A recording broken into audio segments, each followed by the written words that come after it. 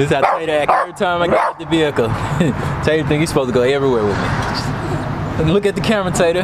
Going down to Dallas, not for fun. Gonna be there for a couple of days. I know I'm giving my take on what I think about business expansion, working out of state, doing stuff in different states. So I'm dressed a little formal right now. I gotta be there tomorrow. But, I'm gonna go right now, just so I can, have an extra day to see and observe.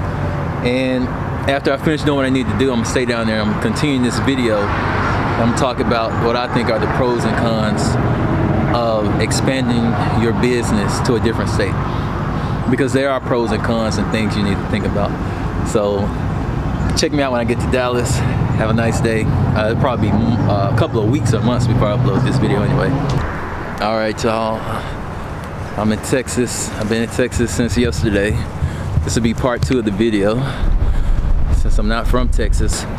It's currently 3:08 p.m. Central Time. So today is Wednesday, February 10th.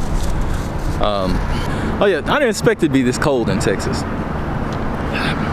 because I looked at the news. I looked in the weather, and it said it's gonna be cold. I said, well, I don't know. I almost feel like it's colder than Memphis, but look at this thing right here. Imagine having this chasing you. Isn't that neat? In this video, I'm not promoting, out of town work or teaching you how to scale and, scale up is the best thing going, best thing since sliced bread. So I'm born and raised in Memphis, live in Memphis, and we had this opportunity to expand in Dallas.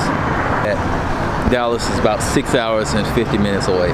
So in this video, like I said, I'm not promoting that mess about, team no sleep, always catching flights, always working out of town, different towns, cities, states. Because you hear people say that a lot, and they're usually talking about or saying,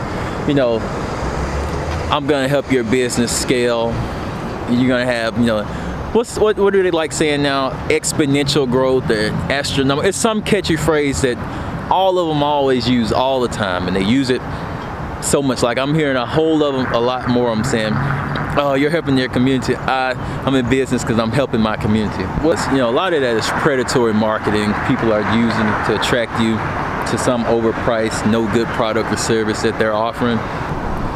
There is a thing of scaling too fast or scaling too much, because you can scale yourself into opportunity that leads to negative ramifications, bad business, bankruptcy. And like I said, I'm not trying to discourage you. I just don't want to tell you that business is just the best thing out there, because you hear so many people say, I quit my job making $7.25 an hour, and in my first month or 2 or third month in business I made $50,000. But if they didn't tell you what their profit was, they didn't tell you anything about that business, or if it was, if they made any money. But let's get back to what I said. So the question would be, how can you scale yourself to bankruptcy? Well, like I just said, if the scale isn't profitable, then you're just working for no money. Are you covering operation costs? Can you cover taxes, G&A, employee taxes, your taxes, insurance? Can you cover those costs? Unforeseeable costs, can you cover those? Are you working for profit, or are you just a vessel for money to pass through? Meaning you're not making any money. Money is just cash, is just coming into you and flowing out, but you're not retaining it because you're not making a profit.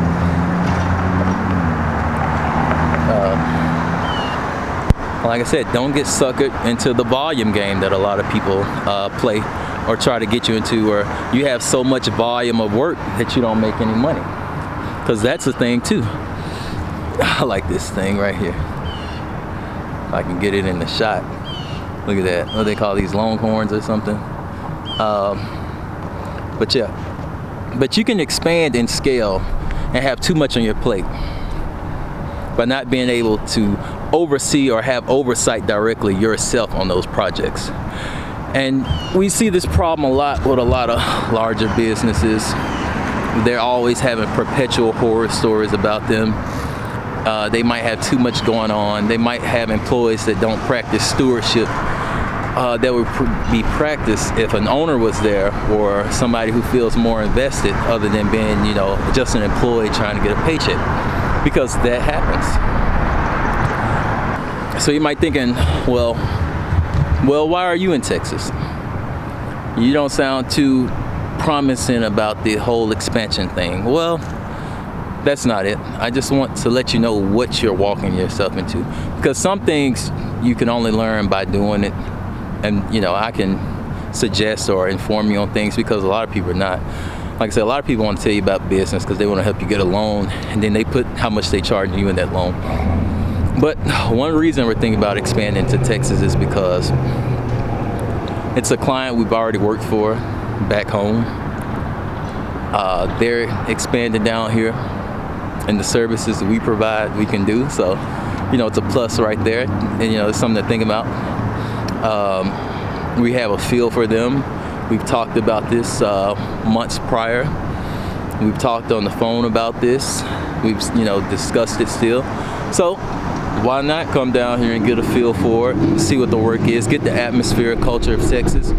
You know, talk to them face to face directly. You know, go with your gut sometimes.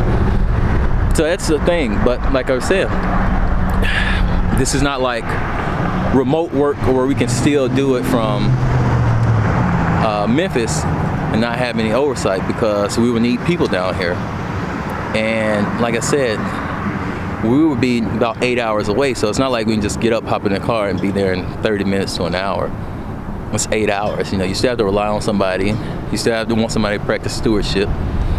You want them to respect and love your company like you do, because your company is only going to stay alive by you keeping it alive. And yes, you do have good employees, but, you know, think about employees. Employees always feel like they're overworked and underpaid, or, you know, they could change. And sometimes they're good when they're within arm's reach of you. And, you know, do I want to come down here and do it? I'm not opposed to it. Do I want to send somebody down here to do it? I'm not opposed to it. I'm not opposed to it at all. And then, you know, another thing to think about is with contracts. Will the contract be signed here in Texas or Tennessee? And if it's either signed in Texas or Tennessee, the work is here in Texas, you know, do we put arbitration clause in this contract? If there is a need for arbitration to go to court, do we say, okay, we're going to honor Tennessee law or Texas law? Because, you know, you can do things like that. Or you could have, you know, you can do a neutral location. So those things that can be negotiated with expanding or doing work in different locations.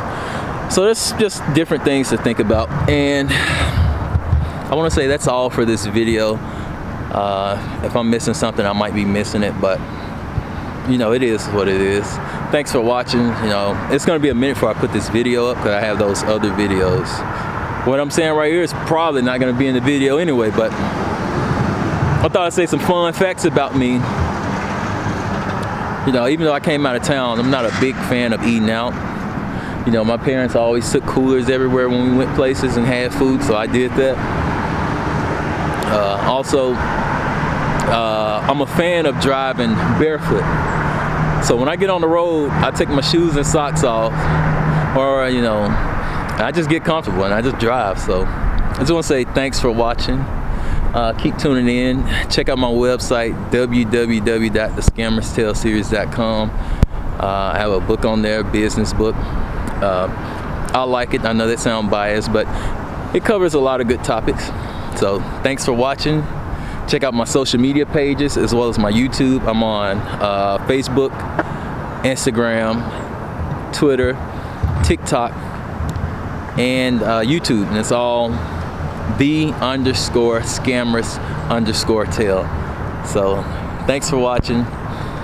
Y'all take care. Share my stuff. Leave some comments. If you disagree with me, hey, that's cool. If you agree with me, that's cool. We can talk about it. We can debate. Because like I said, if I put this on the internet, I'm putting my opinion out there, and I'm putting myself out there for people to say what they want to say. And I have thick skin, you know. You can order 1,000 of my books, use them to build an effigy of me, and burn them down, and I'll still say, you know, thank you. You know, so, but I like this backdrop. Y'all stay safe, have a nice day. Like I said, check out my website, and thank you.